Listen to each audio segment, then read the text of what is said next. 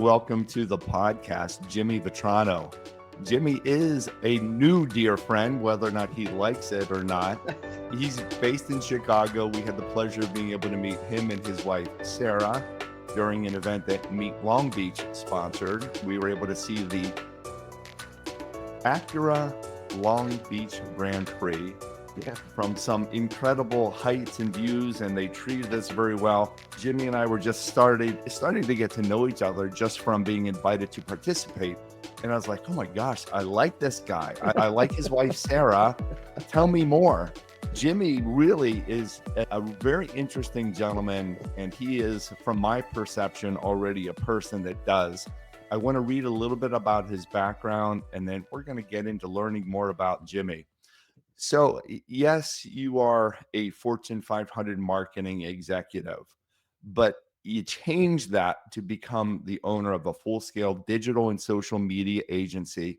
The company is called 2626 Digital. You started in 2018.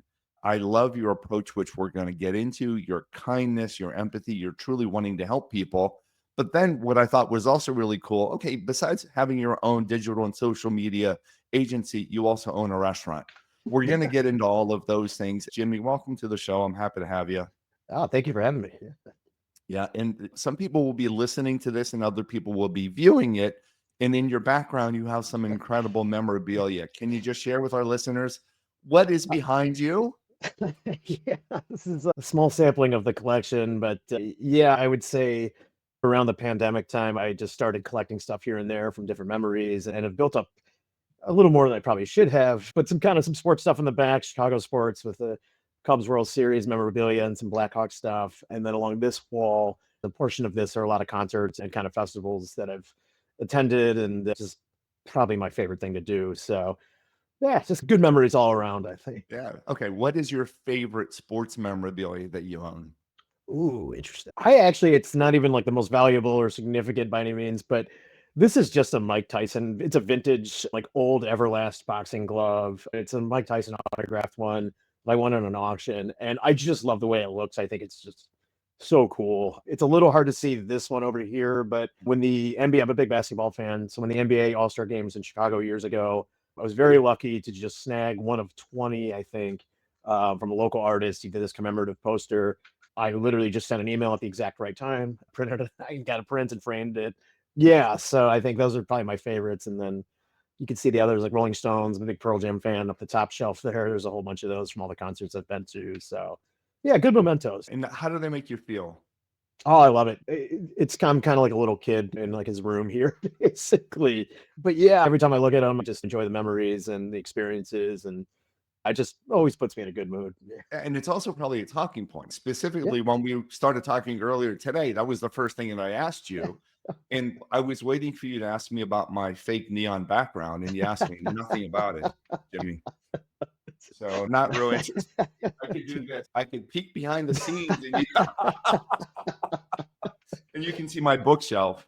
But Yeah, this gives me motivation to keep the office clean a little bit. right, good. But Jimmy, I wanted our listeners to learn a little bit about you because I think you have a really refreshingly positive approach to help people.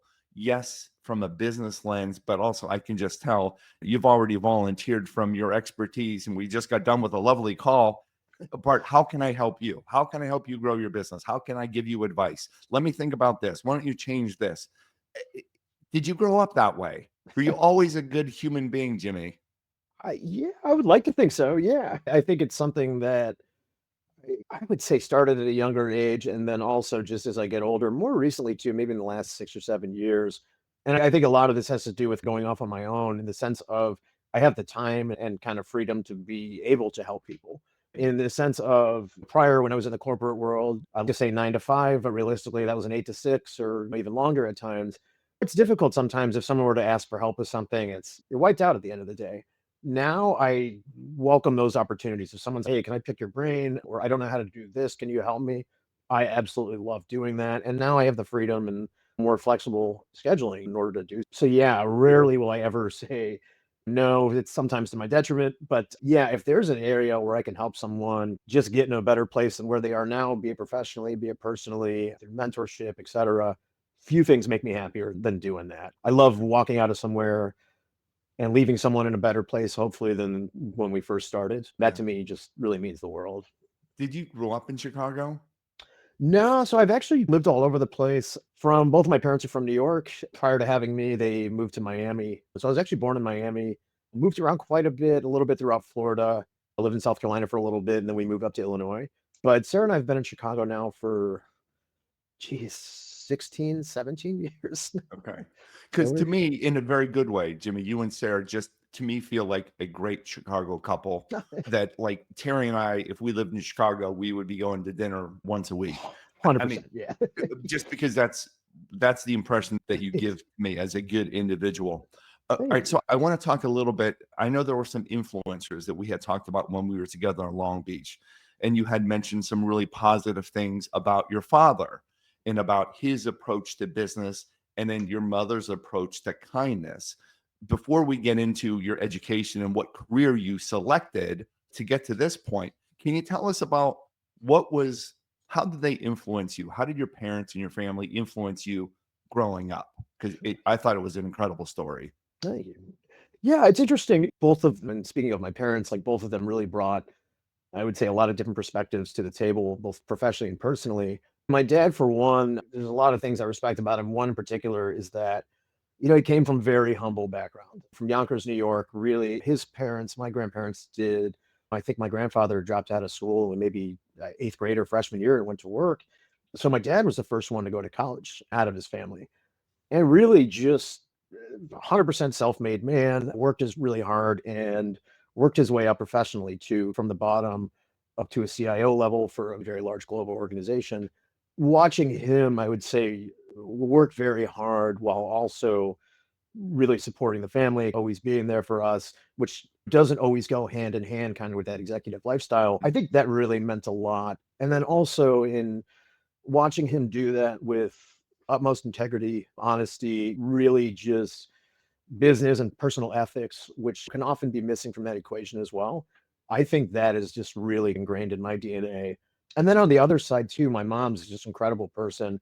I think that's where my energy and drive really comes from a lot. She just retired a couple of years ago after 30 plus years as a music teacher. What she did, I think, days afterwards, went back to her school and started substituting, which she still does. I've never seen such a go-getter. It's just constant energy, always there to help people, always educating, and just really just two solid rocks, I would say. I'm very fortunate to have them in my life, and each one of them has shaped me immensely to who I am today. Yeah, so let me just summarize what I'm hearing so far with your father working his way up, not growing up wealthy, growing up underprivileged, yet still being able to excel to rise up to the ranks of a chief information officer, yet still being kind and courteous and respectful and having pride. So all of those great characteristics, which we know it's unique today. Yeah. It is unique, and we need more people like that. And then from your mother's side, teaching and helping by being a music instructor, music teacher, and then going back after retirement. You're right, absolutely right. What incredible drive. So you had two lovely examples, and remind me, brothers and sisters, Jimmy. I can't remember. Yes, I have one sister that's a couple years older than I am. Okay, all right. When you were going through high school, you went to university to college. Yep. What did you study? I started out a business major, switched halfway through over to public relations, which is basically a journalism degree from where we are. Okay. What did you think you wanted to do at the time? You didn't take the education route. You didn't take the CIO route. What did you think you wanted to do in college? Ironically, I started out really focused on the marketing side. In the business school where I went to college, there was a lot, as a part of that degree, there was a lot of accounting and things like that. I will be the first to admit I am the worst when it comes to that. Numbers, it's just not the way my brain thinks. I wasn't really doing well within that major, which is ironic being in marketing now. And actually, this kind of ties back to my dad. He gave me some good advice. This was, he's find something that you're interested in. He's go to different colleges and look at them. So I ended up looking at a public relations program within the journalism school, which combined a lot of those, also that marketing communications elements, but a little more on the writing side. I've always been, I would like to consider myself a very good writer. So that kind of honed in on those skills. Yeah. So that really attracted me over there. Started out doing a little bit of PR, but eventually just came back to marketing though. And now they're almost one and the same with social media and just digital communications. It was a really valuable degree, had amazing professors, amazing programs. I learned so much there that I still on a day-to-day basis use, which I think is not Give the that common shout these out. days. Give the shout out to your school again, Jimmy. So I went to Marshall University in West Virginia. And if anyone's ever seen or claim to fame is the We Are Marshall movie, Yeah, McConaughey and all that. So I've got some funny stories about that movie down the road. But yeah, so that's actually where I met Sarah as well. fun, fun. Now, your first job out of school, was it with a Fortune 500 company?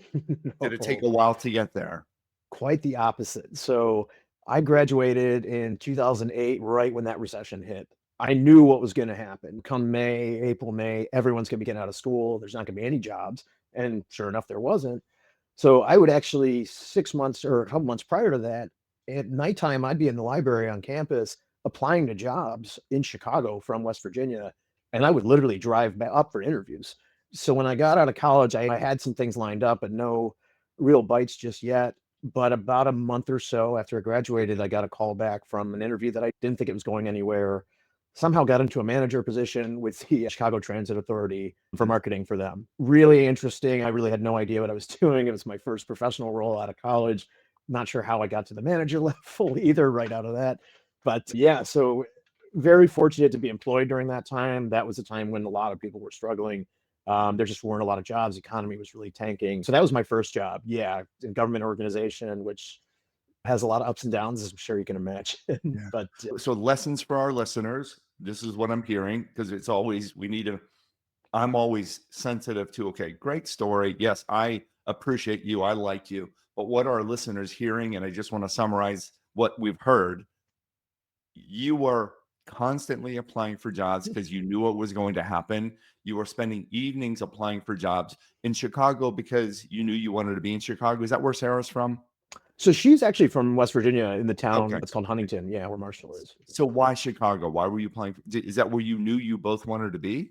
Yeah, so my family moved to the suburbs here in I think 98, 99. Okay, got it. Always had a love for the city. Yeah, and Okay. this was the goal though. Yeah. Okay. All right. Out of Miami to the suburbs of Chicago for your parents.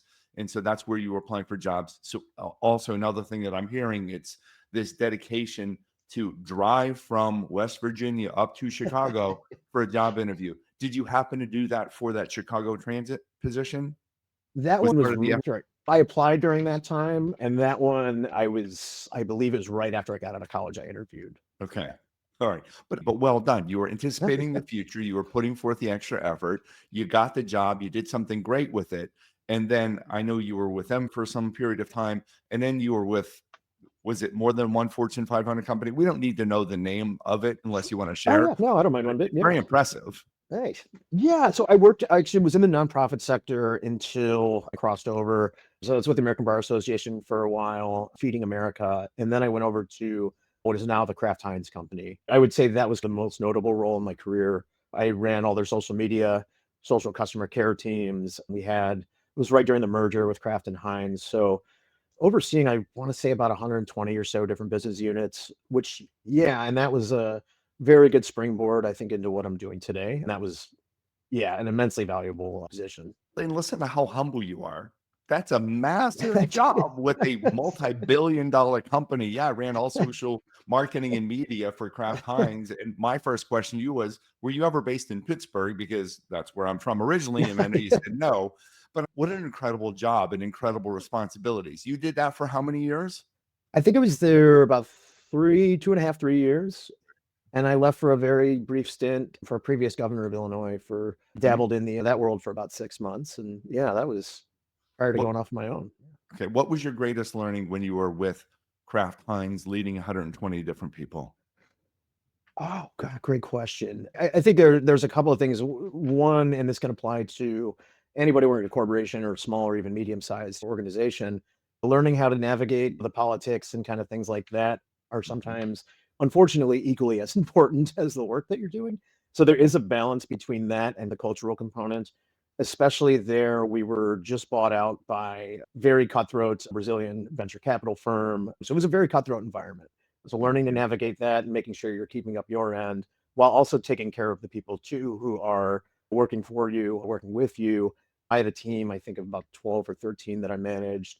And that was a big priority too. Obviously, you want to advance your own career, but at the same time, making sure that they're taking care of, they're advancing their careers and learning and growing.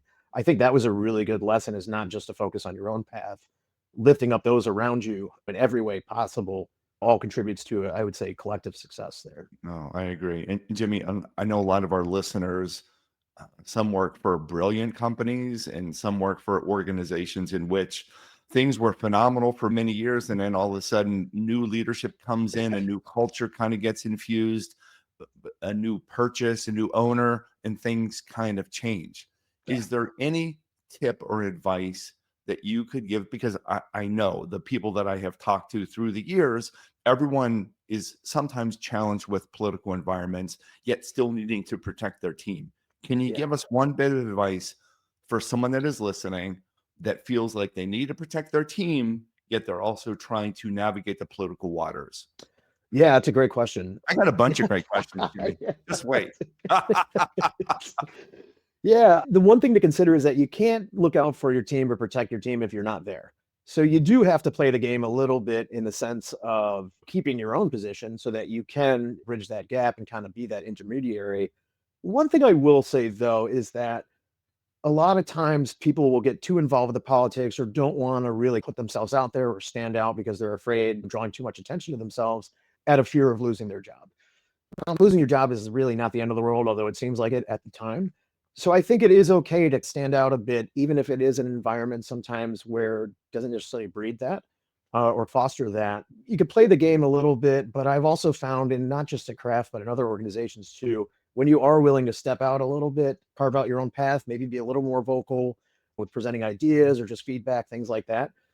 Good managers, in my opinion, respect that as long as you're doing it in a respectful manner and you're not making a scene per se, but be willing to go above.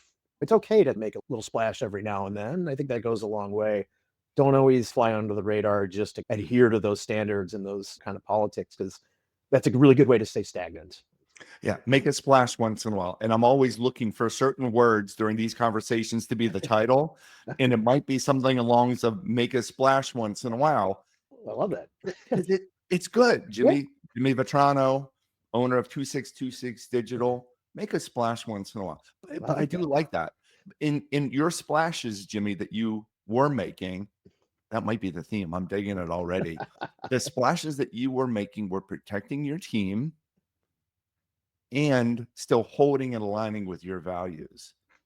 Yeah, Right. very much so. Respectfully, I'm going to stand up for this because I believe it is right. Respectfully, this is what I believe in, and I'm protecting my team respectfully. And you were able to do that successfully, which Yeah. not easy to do. So thank you for those great bits, right? Make a splash once in a while and be true to yourself. Jimmy, you had shared before when you went from Kraft Heinz to that other working for an independent individual and maybe not the right fit, not the right values. Then is that what prompted you? I don't want to give anything away Mhm. to then saying, I'm going to start my own. Can you walk Yes. us through without getting in any details, but can you Sure. just, what was the thought process of, I got it. I'm going to start Yeah. my own business. Sarah's with me. I'm going to do it. Yeah, I think so. Yeah. So, long story short, when I got recruited by the chief of staff for the governor at the time, they wanted to revolutionize digital in Illinois, which, if anybody knows anything about Illinois politics, it is at the time at least, absolute nightmare. Went into that for 6 months. The stress levels were so high. I think I was, I don't know, 35 at the time. I thought I was going to have a clinical heart attack. Mm. Lasted about 6 months, did not. I had to get out of there as quickly as possible. Came back, reevaluated some things, and I was going to go right back into that big CPG corporate world. But I had always been an entrepreneur at heart. Ever since my first day out of college, for the most part, I've had side businesses, I've freelanced, and that was always where my interest lied. And this will tie in Sarah, which really played a big component into this, because I was really worried of what she might think and my family and everything. I said, look, Mhm. I can go get a job tomorrow with a big corporation. I've got a good skill set, I've got a good name. That's not the issue. I'm probably going to be miserable though. I've had a couple freelance marketing clients on the side for the last year or two. I said, I think I can make this work for us. And I go, I promise I'll never put us in financial ruin or anything like that.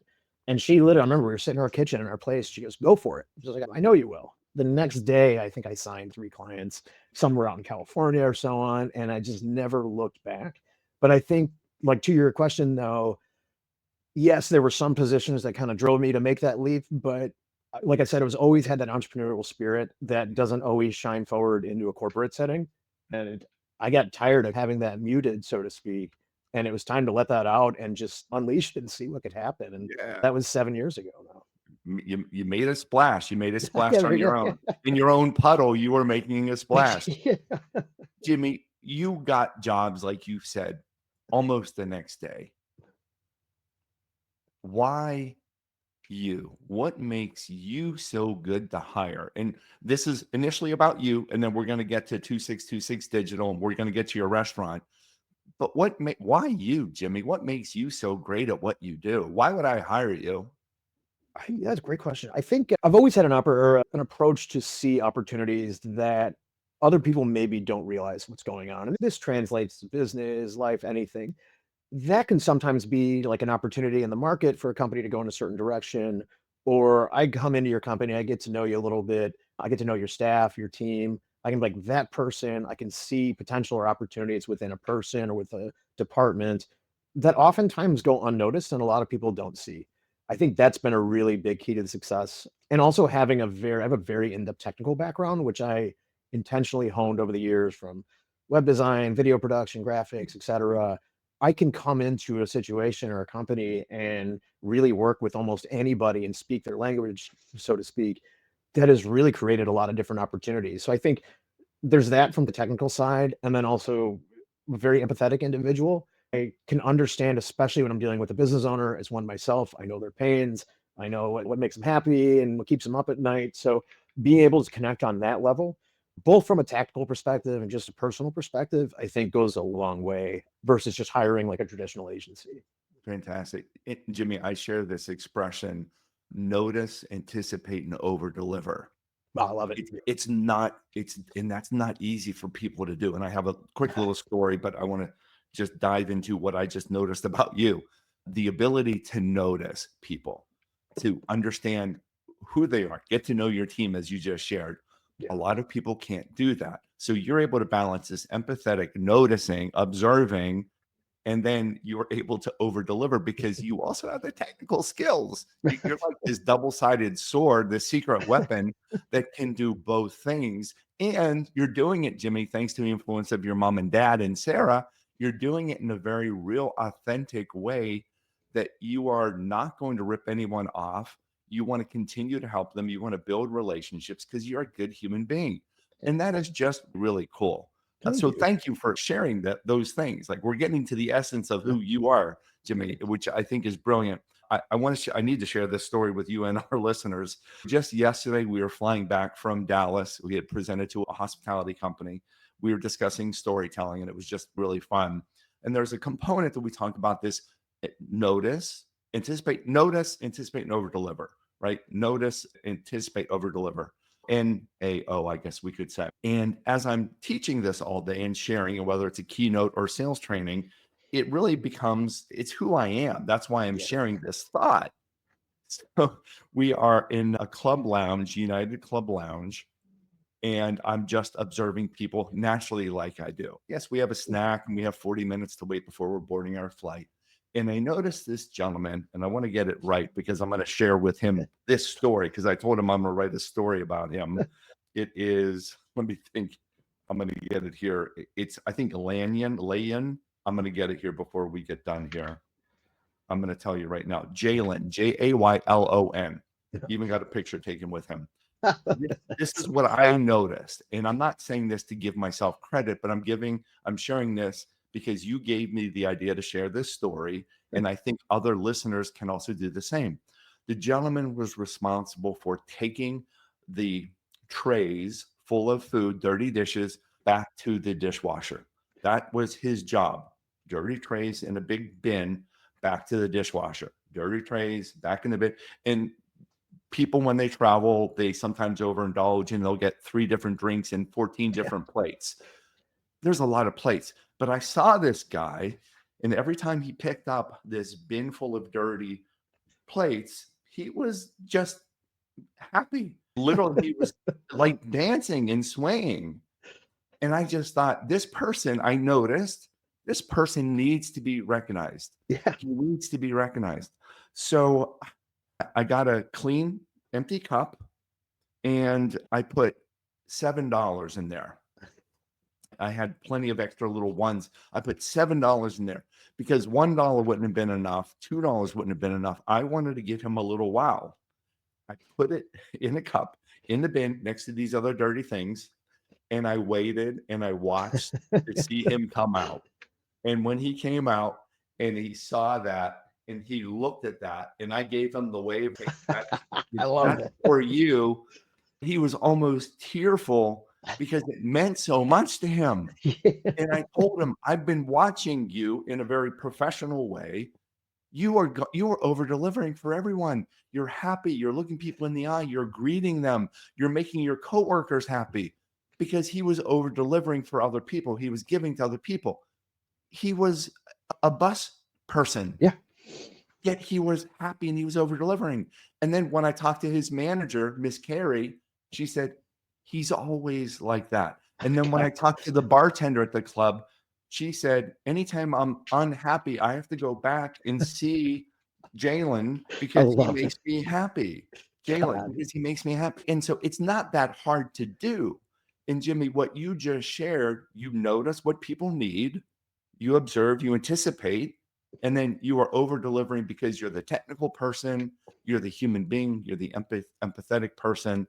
And that is unusual. That's one of the main reasons why I wanted to get you on. Thank you. So thank you And for being that type of person. Your oh, turn. thank you. Yeah. Oh, just to add on to your story there, I think that's such a valuable observation to make because more often than not, nobody thinks about the person that's bussing their table or cleaning their hotel room, et cetera.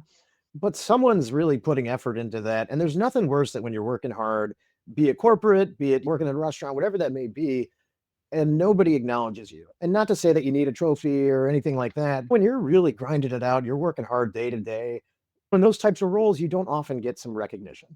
So the fact that somebody just out of the blue notices how your disposition, that you're working hard, and the money was probably just like an added bonus too. But just I Yeah. think the thought that Yeah. you put into that, we don't see a lot of that anymore. And I try to really put that into anytime I'm working with somebody or someone's working on my team, like that goes such a long way. And I think Mhm. that is something that's missing in a lot of workplace cultures today or just society in general. But letting someone know that they're valued. Hey, I appreciate what you're doing. Even if no one else does, I see you. I Yes. appreciate you and thank you for this. So, Yeah. And again, wanted a hug, wanted to call me to send him a copy of the picture. I love It was just, it was like, "You made my day." That's what he said. You that's made my awesome. week. You made my year." Jimmy, what do you think? Just being a kind-hearted person, what can we do? I know you're doing it because guess what, Jimmy? You are CEO and founder of 2626 Digital. It's your company. No one is telling you what to wear, what to say, where to go, how much to charge, how much not to charge. It's up to you. So you have that empowerment to do kind things. Like you even said to me after our call this morning, "Hey, look, I'm happy to do it again with you. I'm happy to talk to more members of your team." How can we encourage, I guess is the word, not convince. How can we encourage other people to over deliver for each other and to notice? Yeah, it's interesting because I think nowadays there's a lot of people are just constantly looking for gratification or some kind of reward for efforts directly, whether that's monetarily or in other facets, publicity, etc. Yeah, there are some benefits to that, but do I think it's very important to do things without that as the end goal. That may come to you in business or personal life, whatever that may be. But having this understanding that we're all in the same boat. Like, let's all get to the same place, whatever that may be, how you define success. But if you have value to offer somebody else, offer it. Just see how you can help somebody out. If you get some in return, great. If not, who cares? Like it's an experience I think for both the recipient and then yourself as well. So for example, like us talking this morning, if I'm offering you some marketing tips, like I'm also thinking about stuff as well. Like Yeah. I walked away from that kind of invigorated and just really refreshed and I'm like, "Oh wow, now that got my wheels turning a little bit." I think there's just like this collective nature that people need to open up to a little bit more. It's not an exchange, transactional type nature. I think it's just collective, just working together, trying to help everybody out. Just put, like I said, put them in a better place than when they started and not expect anything in return. It's not always easy to do. But I think as you get more established in your career and your life and you get a little more personal freedom too, it does become easier to do as you get a little bit older as well. Yeah, I love that answer. Sorry, Thank it's you. word salad there. No, I'm embracing everything that you're saying, and I think it's giving our listeners some ideas that it's okay to help people. Yeah. It's okay, and it's okay to give a SHT, which you had said whenever we were in Long Beach together. What makes you different, Jimmy? You said, "I give a Yeah, SHT." it's true. It's true. It is true. All right, so I wanna move to two last things. You are a serial entrepreneur, and you shared even when you were in college and starting out, you were doing some freelance marketing. I just think that this is so fun. You are also the owner of a top-ranked sushi restaurant in Chicago called Sushi Hall. Not intentionally that we're talking about bussing tables, but can you explain a little bit about how you became the business partner in this restaurant? Because it's Sure. unusual to me, I think, I right? I'm thinking marketing digital, dude. Okay, great. You're so smart. What did you come from the restaurant world? Can you talk a little bit about how that happened and then share a little bit more about Sushi Hall? Yeah, sure. Thanks. So I had worked in restaurants like in much younger years, but no, I wasn't really like coming from that space. Long story short, when I first went off on my own, I was at a local like political luncheon and I met somebody who is now actually my business partner who was running for alderman in our ward, which was basically like city council in other cities. We worked on his campaign together, got to know each other over the years. The restaurant is actually about a block away from where we live. I had always expressed interest in this property and I wanted to bring in some partners. Originally, he wanted to open up a bar. I didn't know that he owned that property Okay. actually. So campaign ends, fast forward, I don't know, it was maybe 2019 or so. I get a phone call. His name's Jacob, and he says, "Hey, I've got this space. I've got a chef. I've got a manager, etc. We're going to redo the place. I don't have a marketing person, and I know you're interested in the space."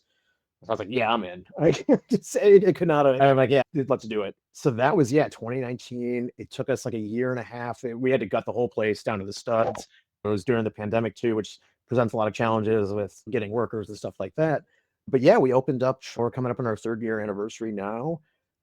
We were voted, I think, first year. I think it was our third best sushi restaurant in Chicago by the Reader. It's a pretty large publication here. I think Yeah. last year we got like fifth, but we'll take that. Yeah, congratulations. Yeah, Thanks. the website is incredible. Thank you. And this might be a silly question. I'm assuming, let me just ask you this. What makes it so successful? Top ranked. There's a lot of great restaurants in Chicago. What do you believe makes Sushi Hall top ranked? There's two very critical components. One of which, like you'll see him on our website and our social medias, our chef, his name's Mitch. His personality wise, he's like just one of the best human beings you'll ever come across in your entire life. Uh-huh. He's from Korea originally, always making people laugh, and he's so customer centric. It's incredible. We have customers that come in that he was at another restaurant in the neighborhood for 20 years. They came in on their first date, and my business partner actually met his now wife. They took a first date at their old restaurant, and Mitch was the chef, and they've been friends ever since. And now we get other generations of kids that will come in and they dine there. So he is such a front and center critical component. He's also extremely strict on freshness. So when it comes to the ingredients of our sushi, I may have mentioned this in Long Beach. Like I didn't realize prior to getting involved, like most sushi restaurants, they'll get fish delivered, they serve it to you up to 3 days afterwards. He throws everything away after a day and a half, and it's a very noticeable taste difference. So Okay. that's been one thing I think very critical to success. I think the other thing is our staff in general. With any restaurant, staffing is probably one of the biggest obstacles. A lot of turnover, it could be theft, misconduct, etc. We really have not dealt with that. A lot of our staff has been with us since day one. They work extremely hard. I've been, I would say, fortunate enough to call them friends too. I've had the pleasure of really getting to know them and work alongside of them. If anybody says, "Oh, you're my boss," like I'm not your boss. I'm like, we work together. And they know more than I do about this industry. I'm like, I'm going to be backing you up and I want to learn. But we've just got this group of people that are just phenomenal. They work so hard. They're extremely friendly. They show up. Really fortunate in that sense. And I love this team so much. They're such great people. I think How those do two they are make probably the biggest. how do they make customers feel? Very welcomed, I think. We're A lot of, or I would say maybe 75% of our traffic are all within the neighborhood. It's a very heavily foot trafficked area. They'll remember people when they walk in, even if you've only been there once. You might not remember your name, but probably Mhm. remember your order, just having conversations and just making sure they're well taken care of.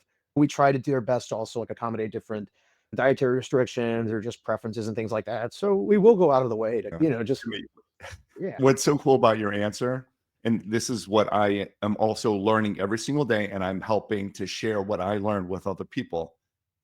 You mentioned Mitch, Chef Mitch, one of the kindest human beings in the world, a good person, the culture that he creates. Yeah, you talked a little bit about the fish, this much about the fish, and then you talked about your staff, that they're warming, that they're caring, that they've been there a long time, they work so hard, they make people feel welcome, they will remember, if not your name, they'll remember your order. Yeah.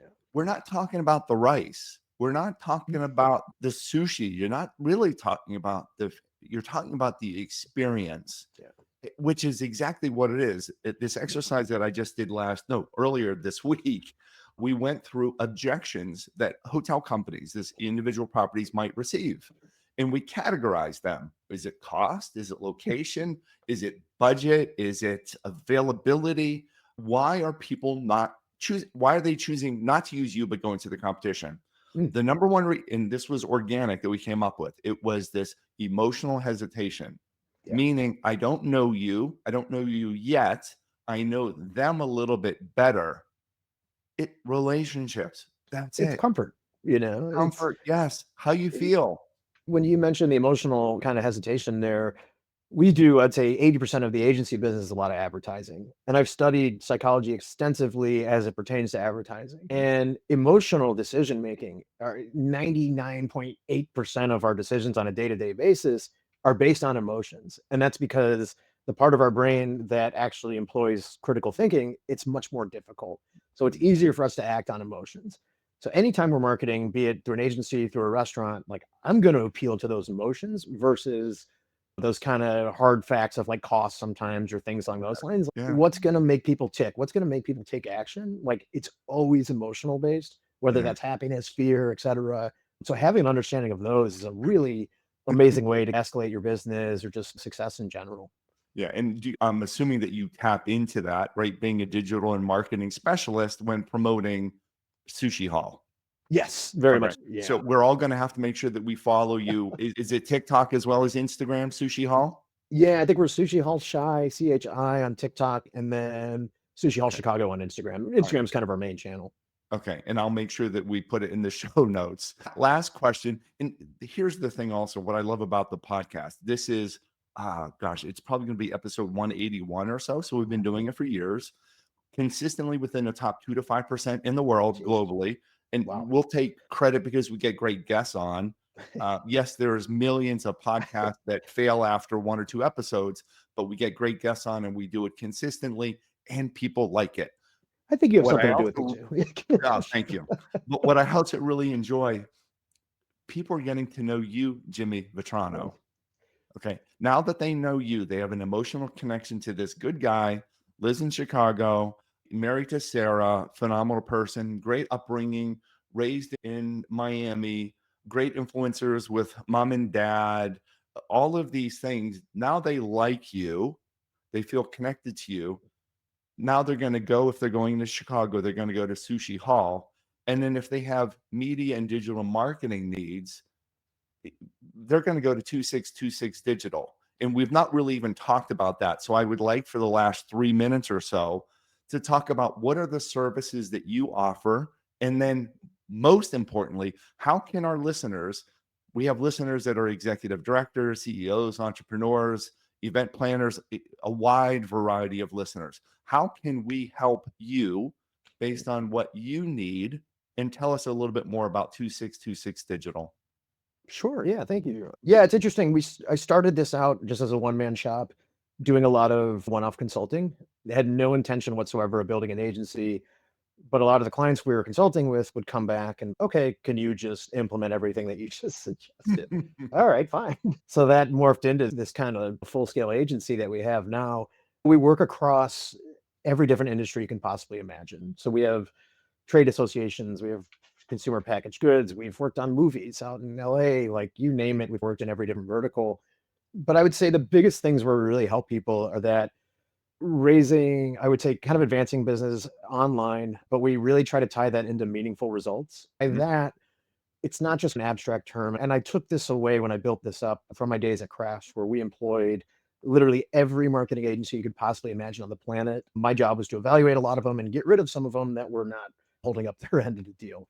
What I've learned with most agencies is they overcharge. They deliver these vanity metrics that really don't help your business grow all that much, and you get lackluster service. So we do the opposite of that. We actually tie these to very meaningful, hard goals. So if you say, hey, I want to achieve 20% more leads, more sales, et cetera, we're very performance based. So we're going to work towards that, not just give you like likes and shares and things like that that aren't really going to help you at the end of the day. We do so too, very specifically. We have complete transparency into the process. We're never going to BS anybody. We're going to be very straightforward if things are bad or if things are great. Mhm. And we try to do it at very reasonable prices too. So Yeah. that's the other thing I hate about the agency world. We're inflated prices. So we try to keep our rates very reasonable. So that way we can continue to work together and build these relationships.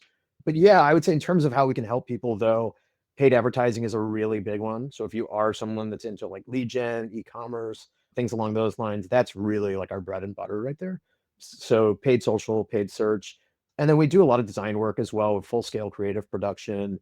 But yeah, whether it's a 3-person small business or 5,000 person organization, we work with everyone and kind of in between too. And that's the point that I wanted to make sure that we got to get across, because here people are hearing, okay, this gentleman owns a marketing agency, it's social media and digital. He's only looking for Fortune 500, Fortune 100 companies. So I love that you just said that. It could be a not for profit. It could be an office of 3 people. It could be an office of 5,000. If you have marketing needs, digital and social media marketing needs, reach out to James and he'll get you in touch with Yeah. the right person. Or most likely, you'll probably be kind enough to chat with people. I love that. Like I told you earlier, like when we were discussing this morning, I love talking shop. Like the way people talk about sports and things like that, I talk about business like that. Ah, So I love these conversations. I don't get to have them as often as I'd like to. it's so fun. And I want to make sure the website is consult2626.com. And one of your taglines is very simply, we help brands thrive online, Yeah. period. And your advice, you thinking about what people need, what they might need, trends that are coming forward. You've done that with Sushi Hall. You've done that with 2626 Digital. And you're doing that with people that you are now helping, including me. So thank you. The name, Jimmy, 2626. So this is the lamest story I think of. There's not really a lot of significance. Basically, the business kind of took off. Like I said, I hit the ground running. I had a lot of clients. I didn't know what to call it. Okay. It's our address. It's our Oh, building address. hey, So I like to say don't it's worry. where it all started. I go, I don't care what a lot of people put a lot of effort into their name. I'm like, I'm just going to put my effort into the services. Eh, I wish I had a better story. that's all right. So next time you're on the podcast for episode like 300, maybe you'll come up with a new story. Yeah. I want to make sure that, again, I'm giving out your information. So your email address is james at consult2626.com. The website, consult2626.com. A couple of different locations, great website. The founder and CEO of 2626 Digital, and then also partner with Sushi Hall in Chicago. Amazing information that you shared. I mean, thank you. Amazing help, amazing ideas. We talked about a lot of things. We talked about making a splash and in online, making a splash, Sure. making a splash, making a splash in from a hotel restaurant, from a restaurant perspective, excuse me, you're making a splash in the marketing agency world. You're making a splash even in like humankind and humanity. Pretty fun. Most people don't blank. This is going to align with the name of the podcast. Most people don't blank. I think you may have answered it already. I think it's making a splash. And by that, I would just mean like most people don't, I would say, push themselves to what they can actually achieve because they're stuck in just a certain mindset or a certain lifestyle or path.